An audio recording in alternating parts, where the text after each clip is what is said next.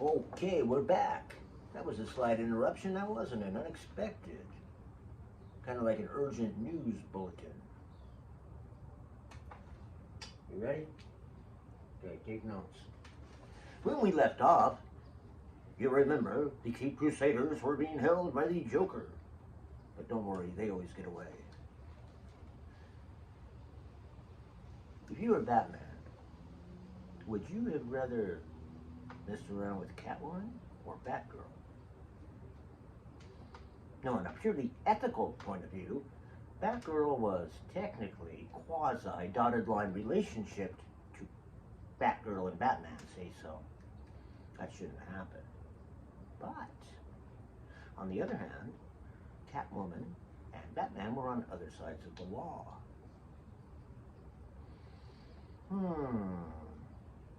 So, do I go for the nasty Catwoman or for the wholesome Batgirl and deal with the consequences?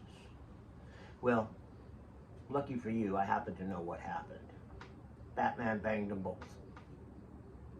And Robin got Aunt Harriet, and the Joker got the butler. So, hey, what are you going to do? And the Penguin's a duck, okay?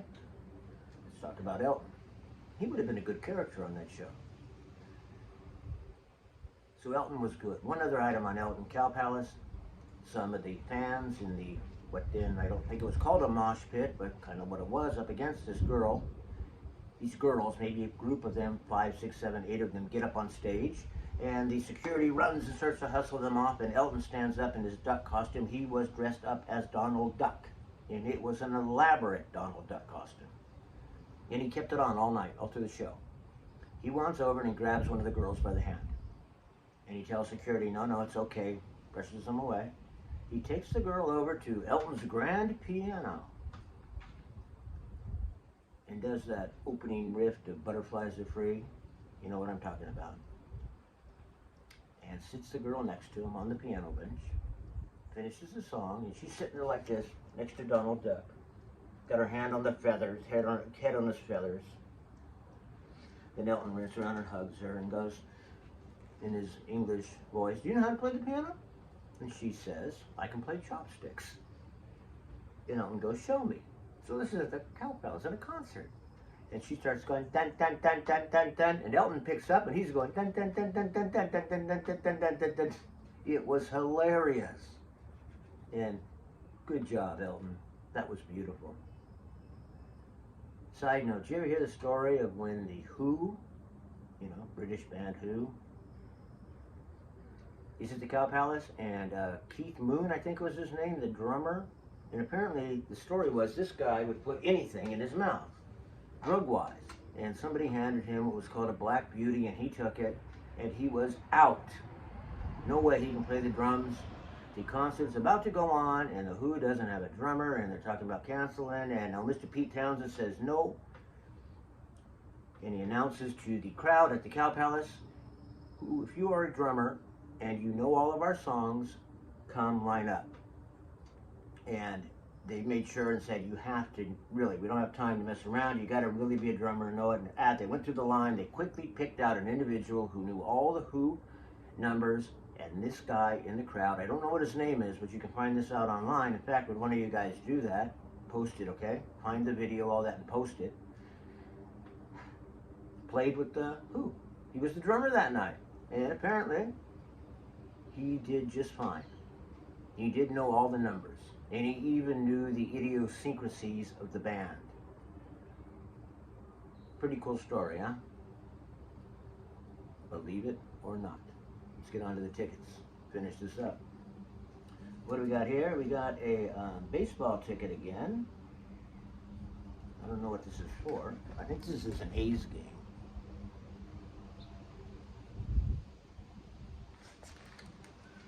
Yeah, where's my glasses? This is how I spend life, walking around, where the hell are my glasses? Okay, lower stand reserved, June 3rd, adult, rain check. It doesn't say who's playing who though. Well, we'll just assume this is the Oakland Athletics, otherwise known as the Oakland A's. And if you don't know what that means, A is the first letter in athletics. Believe it or not. And what is the capital of California? It is not Sacramento, as Dr. Don Rhodes would say. It is the letter C. C. The third letter of the alphabet is the capital of California. Dun, dun, dun, dun, dun, dun, dun. Side note on the A's. Throughout their time here on the West Coast, the A's have been the better club than the Giants. But the Giants draw so much more than the A's. It's almost like we want these guys in San Francisco to be better, but, you know, sometimes the A's got to struggle to fill up that stadium. Now here's a baseball trivia question for you. Was this one on baseball? So we're going back a little ways. Maybe the numbers have changed, but roll with me on it. If somebody want to correct the statistics, go right ahead and do it. Okay. What two teams have hit the most home runs? Should be easy. The Yankees and the Giants. Okay, 1-2. Who's number 3? You know where I'm going with this? It's the A's. Because the A's, a lot of people don't realize this, but the A's are one of the founding members of baseball, thus being the Philadelphia Athletic Club, the Philadelphia A's. Then they moved on to be the Kansas City A's. And finally they became the Oakland A's that we know and love so much right now. Yeah, they're a really old ball player and very stoic in their performance. And you remember those days in the mid-70s, early 70s, 71, 72, 73, when the A's owned the American League. Hey, they had one of the most magnificent teams in the world. Go on YouTube and look up highlights of Reggie Jackson and Bombino, Catfish Hunter, Gene Tennis, all those guys. They were fantastic. My dad's friend Dave Jonas was a big baseball fan. One day he's going to the playoff game. It wasn't the World Series, it was the American League playoff. He didn't have anybody to take. Comes over and wants my dad to go. My dad doesn't care about baseball. My dad likes sailing ships. He likes to go sailing. So I go with Dave to see the Campy Campaneras. Campy Campaneras. And Dave says, watch this guy, how fast he can run. And I said, I can do that. Because Campy was fast enough to always turn a double out of a single. Fastest runner in the baseball at that time. And the A's were a little bit of a dynasty then, weren't they? But then they picked the team apart and sent Mr. October, Reggie Strikeout Jackson. But we remember him for the home runs to the New York Yankees. The A's owned it then. And they were good. Really good. In that Coliseum, the Oakland Coliseum, they were one of the first ones, the first one that I had seen, they have the gigantic scoreboard with the gazillion light bulbs that actually, through flashing on and off, they could make these rudimentary cartoon shows. And it was the cutting high tech of everything. Like the pitcher was taken out of the game of the opposing team, you know, there'd be a stick man walk up and cry, give the ball to the ump or to the coach, and then he'd go in, and then you'd see him in the shower, and then the game would go back on. No, the stick man doesn't have a dick, so it doesn't matter if we saw him in the shower or not. But he did have tits. Just kidding. That was something to see. And during that reign, remember they played the Cincinnati Reds, and this was the birth of the Big Red Machine.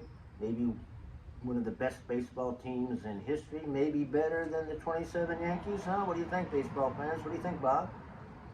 The Big Red Machine led by Pete Rose there. Those guys were damn good.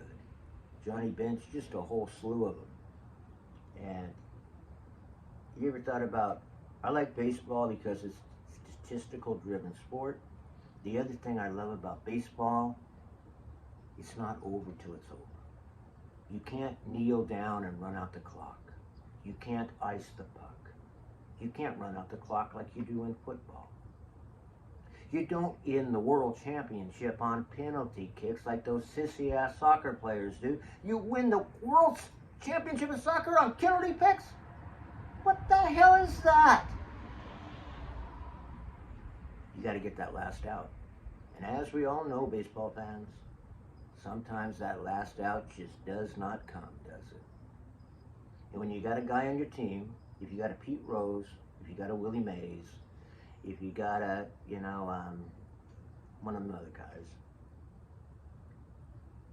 somebody who bats over 300. Now, why is it the guy batting 310 is worth so much more than the guy batting 290? That's a small percentage. Because the guy batting 310, Pete Rose, Willie Mays, they're going to make something happen. They're going to make something happen. And the rest of the team is bolstered with courage because you know the game's never over when you got Willie Mays coming to the plate. And you got Pete Rose. You don't know what he's going to do. That's why I like baseball. Plus, one time I was at a game, and, all right, pitching. All of a sudden, the giraffe has 3 balls on him. So what do you do? What do you do with the giraffe with 3 balls? You walk them and you pitch to the gorilla. That's what you do. Next ticket in hand, let's see what this is. Okay. Oh, it's the same. Okay. These are 2 same ticket stubs. Let's take a look. Okay, read that. And I gotta think, I'm not sure what these are for. Hey, baby, how you doing? Come back later when the show's over. Kitty cat, get that lady's phone number. Okay, what is this? Annual Scholarship Luau, Santa Clara County Fairgrounds.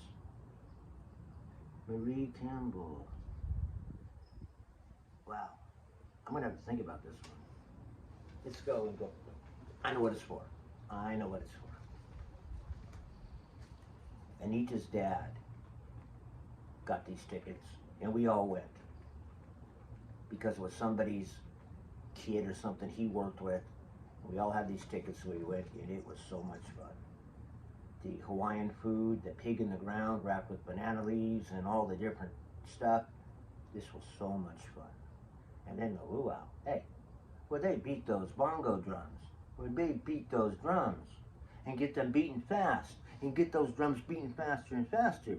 And these voluptuous women are able to keep up with that drum rate with their hips and their bosom. Now you've seen something that's not going to leave your brain.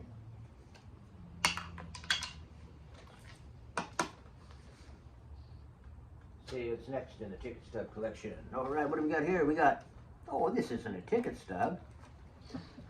J. Herbert Hall Jewelers.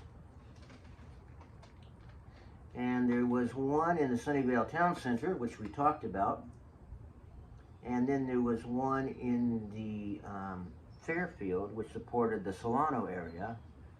And that mall actually did better than the White Elephant in Sunnyvale, but there was a J. Herbert Hall Jewelers in both of them, and it was a mid to high level jeweler. It wasn't, the diamond company, and it wasn't, now you have a friend in the diamond business. Okay. I learned as a little kid. I asked my grandfather about this. Diamond sale in the newspaper, 80% off. And I'm even a little kid, and I say to Grandpa, how can a store have an 80% off sale and still make money? That means if you pay retail price at a jewelry store and they can give you an 80% off sale and still make money, you better make sure your butt's okay, because there's something being stuck up there. What this is, 18 karat diamond, marquee style, solitaire, white band, 1/2 TW 119 gold. Okay, twin wedding band. Okay, this is the wife's wedding band. There goes the old freight train. $2,375. Very unique wedding ring. Very beautiful. Really beautiful wedding ring. With the marquee, which is more of an oval with a point and then an oval.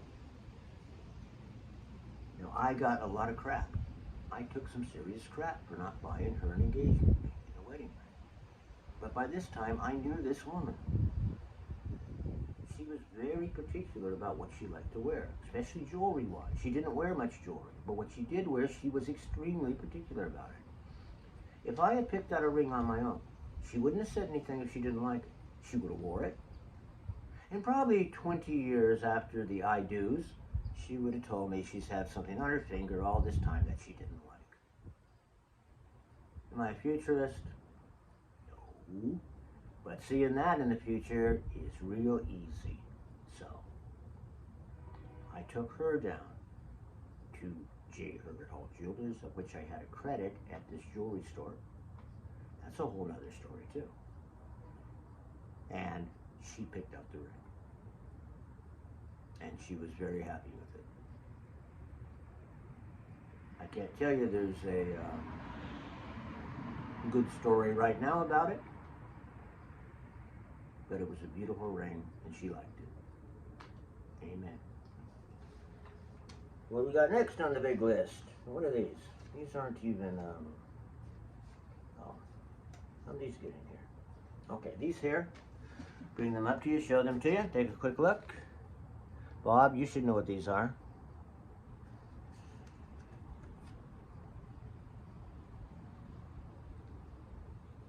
Other side.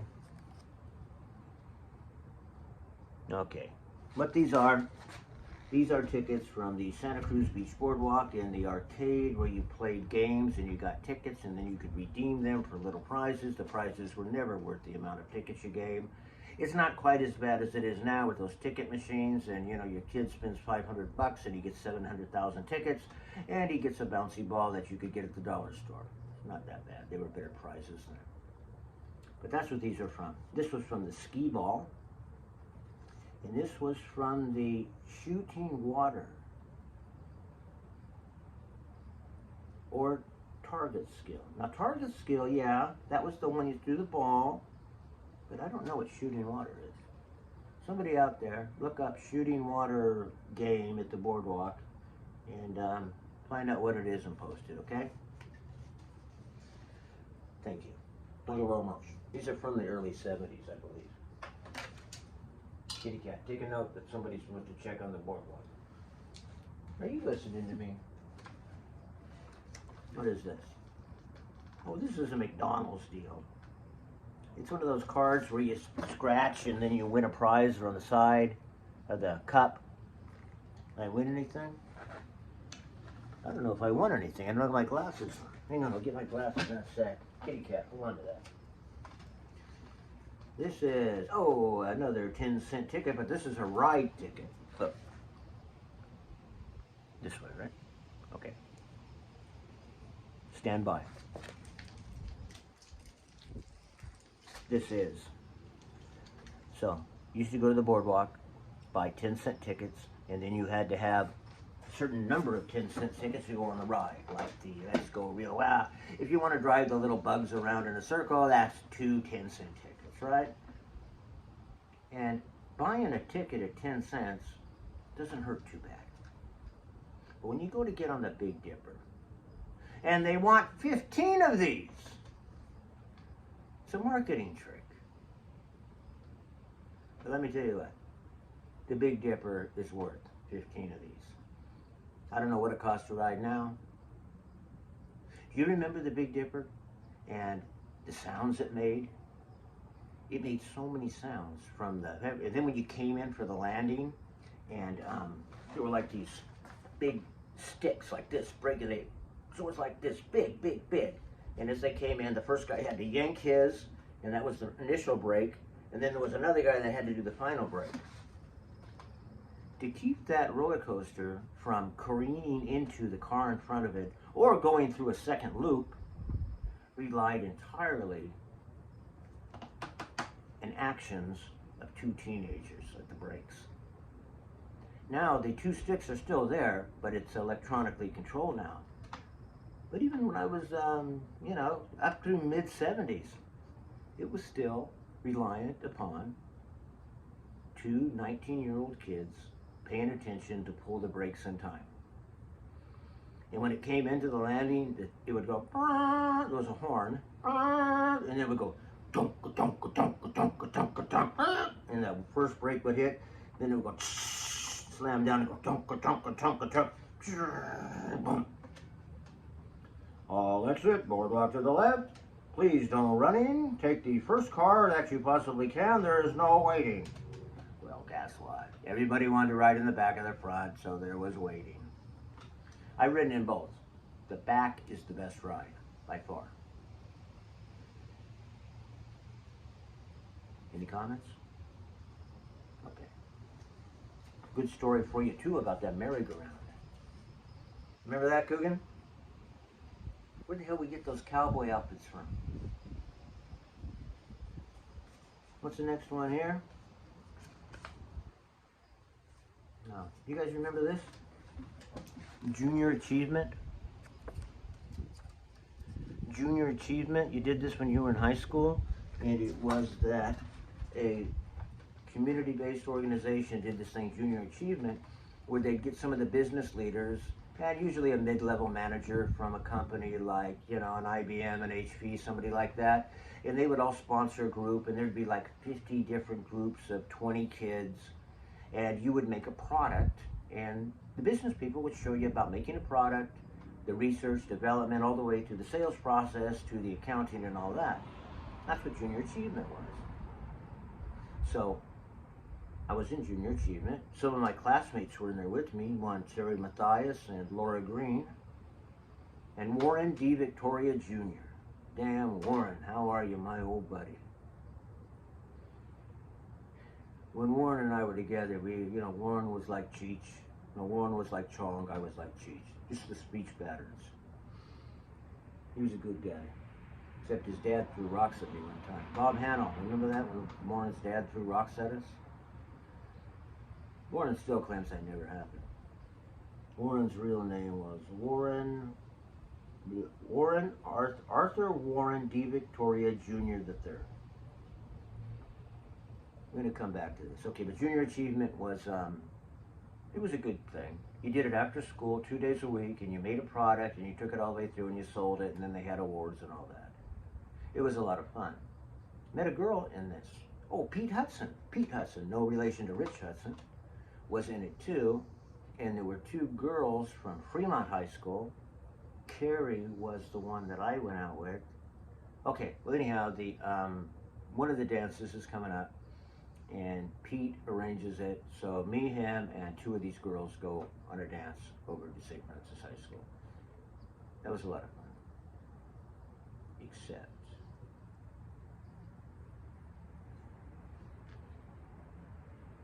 you want to know what happened? You really want to know? I'm not going to tell you. Warren D. Victoria Jr. was your typical Mexican guy, American born, but very much Mexican. Lived behind Westinghouse in the Mexican housing. And like so many Mexican families of the day, there was an elderly member of the family living with them, which in this case was Warren's grandmother's sister, Tia Maria, which was his aunt, but his great aunt. And she lived with them. And I led on to Tia Maria that I really liked refried beans and chicken mole. Well, one day Tia Maria invites us over, me and a few of the guys, and she cooks us this Mexican dinner that is out of this world. All kinds of stuff. It's stuff we weren't used to getting, like sopas. And have you ever had a just off the iron plate flour tortilla? There's this old piece of metal that every Mexican family has. It's either, could be anything, a stove door or a real one from a store, but it's just a big hunk of metal that gets put on top of the gas stove on the burner, heat it up, roll out the dough, and you flip the tortillas and you pop the bubbles. And if you've never had a flour tortilla, homemade of course, right off of that griddle, made by a genuine old Mexican aunt who knows what she's doing, you don't know what you're missing. That is good stuff.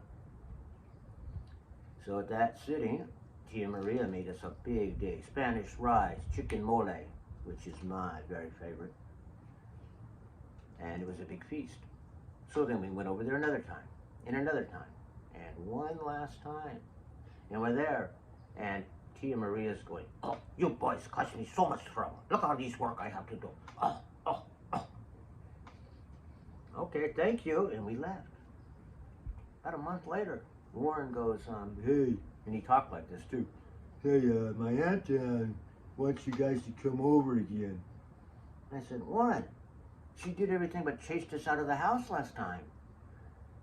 He goes, "Yeah, that's just the way she is, man. She really likes it when you guys come over because she likes to cook and she doesn't have a big group to cook for." So we went back 2 more times. Hey, Warren, thank you. I'm sure Tia Maria's long gone. But that was some of the best food I ever had in my life. And in abundance. Thank you. Say hi to your mom and Rachel, too. Not too long ago, my son Jake took me to Oaxaca, Mexico for the Day of the Dead celebration. Hey, in Mexico, Day of the Dead, which is Halloween, is second only to Christmas Day. It's a big celebration. And we went to Oaxaca, Mexico, which is ground central for chicken mole. And I stuffed myself. We had a good time. So we arrive in Oaxaca. He meets me at the airport. We go get our place. We're in the celebrations, the festivals, just a great time. And there's Mexican bands all over, mariachi bands, and I love mariachi music. And listen when you hear a Mexican band. There's a thing called a Mexican trumpet. It's a loose way of playing the trumpet. When I mean loose, mouthpiece loose, lips to the mouthpiece. It gives it a certain sound. It's really unique and beautiful. Take a listen for it. So after Oaxaca, we drove to Pueblo, spent the night in Pueblo with some school teachers, and we were just roaming in Pueblo, sitting there smoking and bellowing smoke into the air. It's a real volcano, and there's people all around it. It's going to blow someday. In fact, it's blowing all through its history. Okay, so we're leaving Pueblo, and now we're going to go to Mexico City, and then I'm getting on a plane and leaving. And we're driving along, and it looks like there's a shortcut we can take through the desert. We're in a rental car. It's a rental. Hey, who cares? Okay, along the roadsides in these parts of Mexico, at every intersection, there's 4 little stands, or even just this lady with a cart that are selling food and those drinks they make by smashing up the fruit. I love those things. Fresca, watermelon Fresca is the best. And we stop, and people are looking at us like, I'm going, "Jake, I don't think we're wanted here." Whatever. Okay, we leave.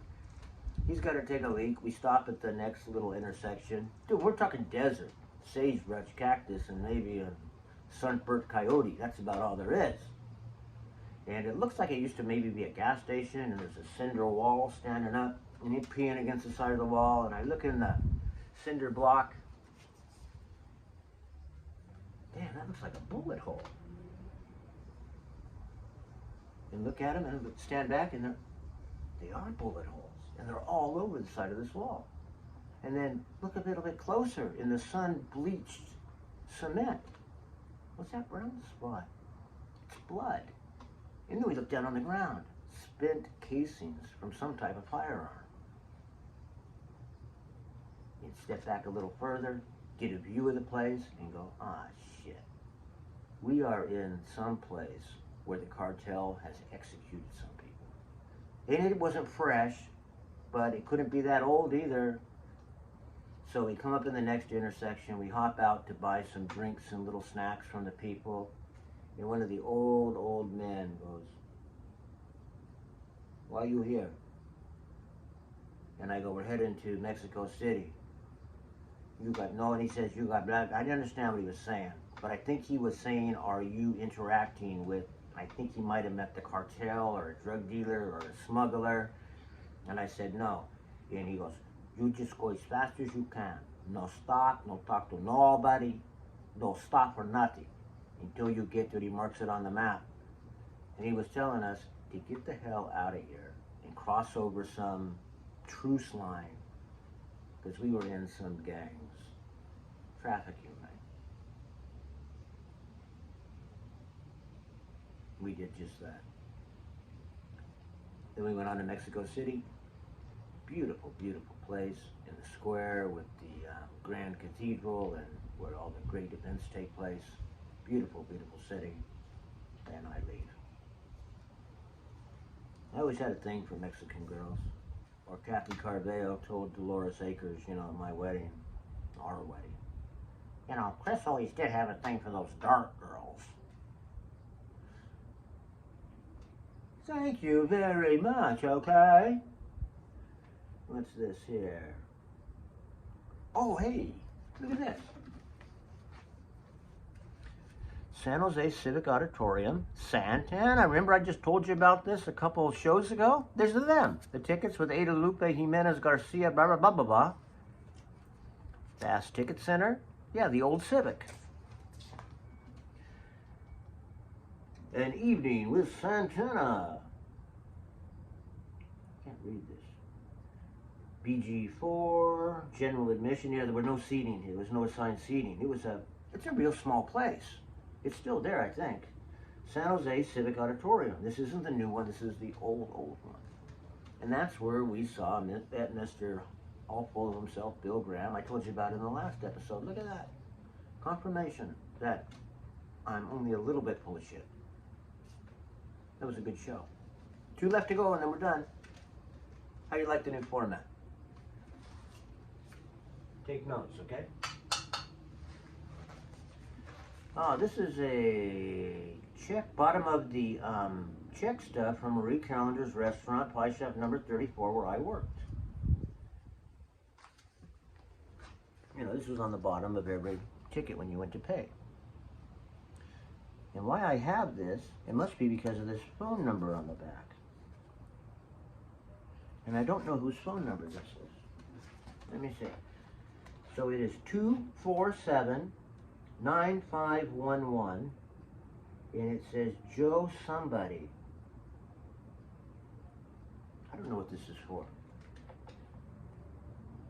There were a couple Joes there. I wonder if it's his phone number. Okay, I could pretty much assure you this is a 408 number. Somebody call it, please. 408-247-9511. See whose answers. See if you can figure this out and post the results, okay? Do it, please. Kitty Cat, take note. Call Kitty Cat if you need any help. Last item of the evening. You ready? You bored? No. Because like usual, you save the last for best. The best for last. Well, yours truly. And this one, I owe this one to Jimmy Cato. Because without Jimmy Cato, this never would have happened. Jimmy Cato bought 2 tickets to a sold-out show you couldn't get tickets for. But he had bought 2 and he couldn't go, so he gave them to me. They are, you ready? Drum roll. It's only rock and roll, but I like it, yes I do. Well, I like it. The Rolling Stones at Candlestick Park. You got Candlestick Park up there. I told you the story just a second ago. And what this was, you know, the Start Me Up album, the Stones hadn't hit a hit for quite a while, and if you start me up, never stop, never stop. I didn't like that song all that much, but they did all the old good songs. It was a pretty big event. Bill Graham was there. It was a hot day, unusual for Candlestick, of course, and you know the fire trucks, the big snorkel fire trucks that goes up with the hose. So they got one of those there, and he goes, Mick gets in the cab of the fire, the little, you know, in the basket that goes up in the fire truck, and he goes way up high, and all of a sudden, he turns on the fire hose, and he's spraying the crowd, all over, spraying the crowd, and everyone's having a pretty good time, and then at one point, you know that song, Tumbling Dice? All these dice come flying, these gigantic foam dice come flying. Now, what was supposed to happen, and it only happened for about 30 seconds, but people are supposed to hit them back and forth together like a volleyballs, you know, and hit them to your friends and all that. Well, people kept them. Within a couple of minutes, people kept them as souvenirs. And Bill Graham gets on there, and he had kind of a New York, Bronx accent. He goes, hey, don't hold that dice, hit it. Hey, you can't hold that dice, hit it over. Well, people took the dice home as a souvenir.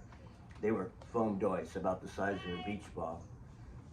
Hello? Did you see what I brought you the other day?